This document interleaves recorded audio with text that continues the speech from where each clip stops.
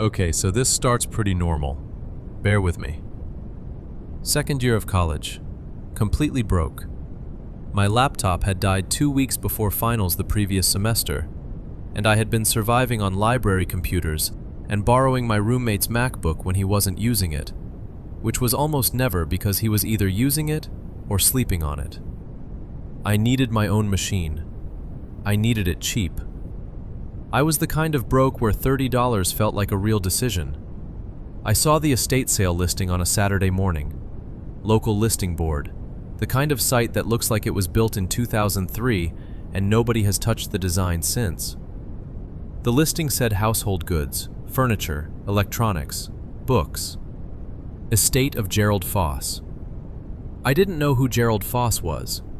I went because the listing said electronics, and I needed electronics. The sale was in a ground floor apartment about a mile from campus. Small place. Already mostly picked over by the time I got there at 10 in the morning. Some lady was buying a lamp. A guy was carrying out a box of paperback novels. I went straight to the folding table with the electronics. There was a ThinkPad sitting there with a piece of masking tape on it that said $30. I picked it up. Old. Scratched on the lid. One of the rubber feet was missing. I opened it and the screen came on and the keyboard felt solid, and I thought, $30, and handed the cash to the woman running the sale before I could think about it more carefully. I went home. I made coffee. I sat down to wipe the drive because you always wipe a used drive. Basic thing. Get rid of whatever the previous person had on there and start clean. One folder wouldn't delete. I tried twice. Restarted the laptop. Tried again. The folder came back, just sitting there on the desktop like I hadn't done anything. Foss Archive. Do not move. All caps. Like Gerald Foss, deceased, was still personally invested in where I put his stuff. I figured it was some kind of permissions issue. Old software quirk. I figured it was tax documents or scanned receipts or 12 years of emails he'd saved because he was from a generation that saved all their emails. Dead man's boring administrative files, basically. I opened it. The folder had subfolders going back to 2009. 12 years of organized, methodical Gerald Foss content. I opened the earliest ones and, okay, yeah, boring. He had spreadsheets logging local business openings and closings.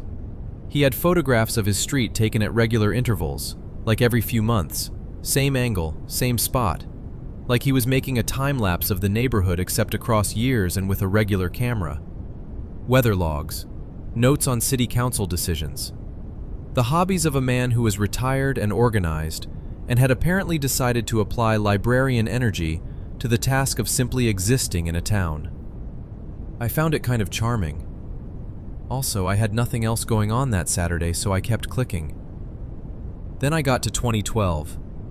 A new subfolder appeared in the 2012 directory that wasn't in any of the earlier years. Just one word: absences. I opened it. It was a document, long, a running list, formatted the way a librarian formats things, which is to say very clearly, with columns and consistent notation.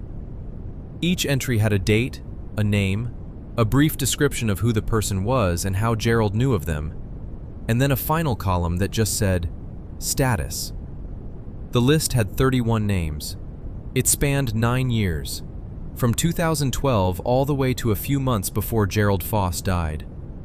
The status column for most of them said the same thing: no further sightings. I sat back in my chair. The names on that list weren't famous people. They weren't names attached to news stories I'd heard of. They were ordinary people. A woman named Patricia who had worked the register at a grocery store in Gerald's neighborhood for years, and then didn't show up for a shift one Tuesday in 2014 and was never seen again. A man Gerald referred to as the tall fellow with the retriever, who walked the same park route as Gerald every morning for 3 years, and then simply stopped appearing one spring. A neighbor from Gerald's floor, a regular at the library where Gerald used to work, a young man who had come in twice a week for years to use the computers. 31 people, 9 years, quietly gone, one by one, and nobody making noise about it. I started cross-referencing the names online. I spent probably 2 hours doing this, which tells you how quickly the charming retired librarian hobby thing had shifted into something else for me. I found almost nothing. A few names had traces. A comment on a local community forum from 2015 asking if anyone had seen a woman matching Patricia's description. 2 replies, both saying no, one suggesting she'd probably moved. Thread dead after that. No news articles, no police reports I could access, no social media footprints that hadn't gone cold years ago. 31 people who had existed in this town and then stopped existing, and the world had basically not noticed. I closed the laptop and made dinner and watched something on my phone and went to bed. I opened the laptop again at 1 in the morning because I couldn't sleep. The subfolder called Pattern was the one that changed things from unsettling to something I don't have a clean word for. Gerald had been doing what librarians do, which is organize information until it tells you something. He had taken everything from the absences folder and he had made a map. Hand-drawn, which I found both touching and impressive. Then scanned it so it was in the archive. A street map of the town with 31 red dots on it, each one corresponding to an entry on his list. I looked at the dots. They weren't random. Every single one of them was within a 6-block radius of one location. One building right near the center of the cluster. Gerald had marked it with a small star and a note in the margin. Civic Building, former community hall. Converted to private use 2008. No clear public signage, purpose unknown. He had been photographing it for 3 years. Long-range shots from across the street, different times of day, different seasons. Across all those photographs, the building's windows were always dark. No lights. No movement, just a dark building in a neighborhood. Except Gerald had gone through all 3 years of photographs and flagged 11 of them. He had circled each one and cross-referenced them in a separate document. In those 11 photographs, in the same window, second floor, center, there was a figure. I pulled up the photographs one by one. Gerald was right. Same window. Same position, standing still. The resolution wasn't great at that distance, but it was there, a dark shape behind the glass. Different times of day, different months, different years. Always the same window, always still. Gerald's notes were precise. He wrote, "Always center window, always still. Have not been able to determine if same individual or multiple. Face not visible at this distance. Appears to observe the street. Appears to observe the street." I looked at the most recent circled photograph. Then I looked at the date on Gerald's note. Then I found the folder called Contact. He had written a letter to the police department, 14 pages long. I read the whole thing. It was the most organized document I have ever read in my life. Gerald Foss had been a librarian for 38 years, and it showed. Every entry on the list referenced by date and page number. The map included as an appendix. The photographs organized by date with locations noted. Footnotes on his methodology. A clear and calm explanation of what he had observed over 9 years and why he believed it warranted investigation. 14 pages. Organized. Footnoted.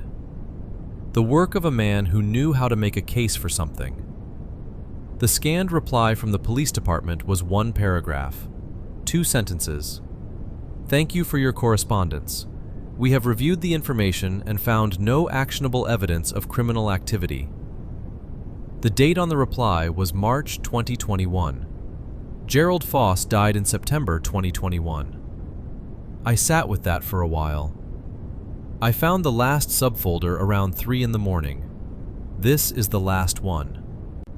created, according to the file properties, 14 days before Gerald Foss's recorded date of death. Inside was one file, a video. I hovered the cursor over it for probably a full minute before I clicked. Gerald was an ordinary-looking old man. That's the first thing I thought. He was sitting at a desk in what I was pretty sure was the same apartment I had been in that morning, buying this exact laptop. Neat room. Books on shelves behind him.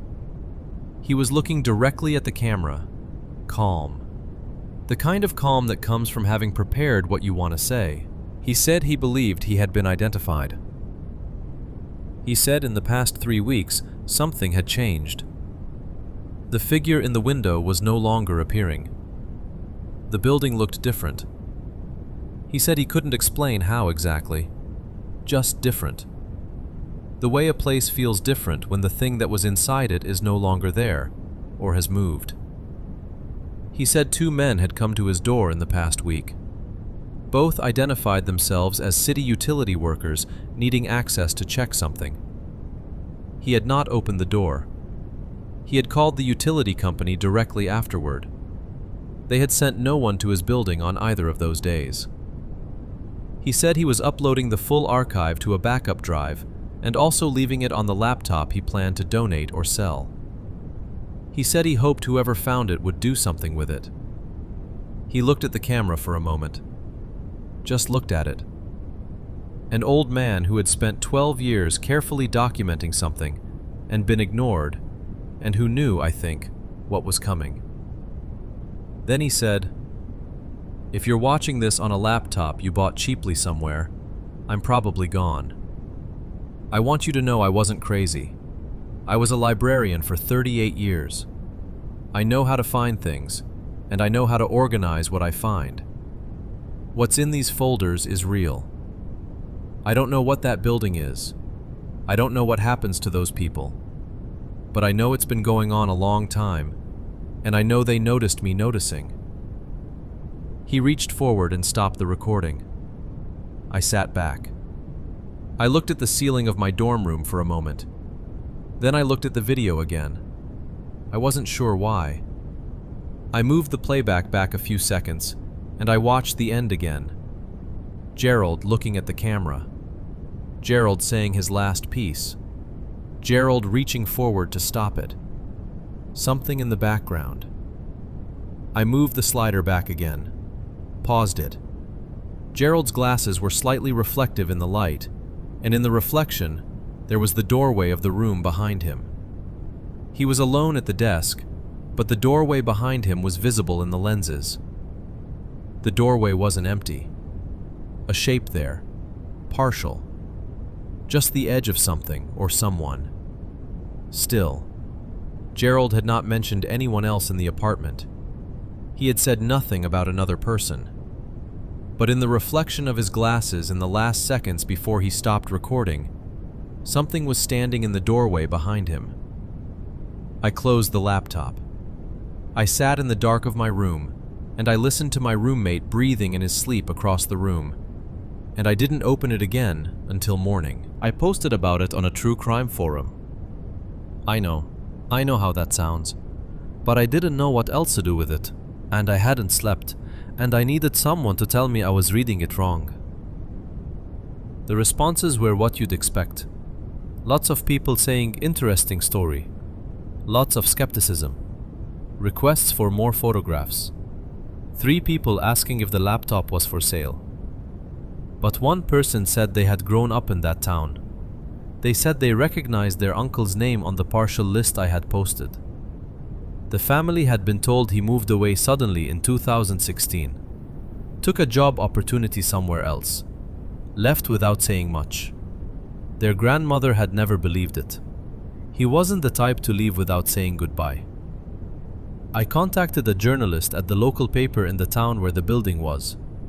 Took me a while to find the right person. When I did, I sent her the relevant parts of the archive, and she replied within a day saying she was interested and was going to look into it. 10 days later, she sent me one message. Short. Said the building appeared to currently be vacant and was listed for sale. Said she was going to look into the ownership history and would follow up. She didn't follow up. I messaged her 3 times across 2 weeks. Nothing. I drove past her apartment building. I'm not sure exactly why I did that. I just found myself there one afternoon. Her car was in the lot. I still have the laptop. I have told myself 4 separate times that I am going to bring the archive to someone official, a proper authority of some kind, and do it correctly, the way Gerald tried to do it correctly. I have not done it yet. I keep not doing it. I've driven past the building 3 times. Dark windows. For sale sign that appeared a few weeks after the journalist stopped responding. I slow down when I pass it, but I don't stop. Last week I went back through Gerald's photographs again. The 11 circled ones. The figure in the 2nd floor window. I had looked at them before, but I went through them again more carefully. In the most recent one, August 2021, 1 month before Gerald died. The figure is not looking at the street. In every other photograph Gerald circled, the figure faces the street, faces outward, watching the neighborhood below.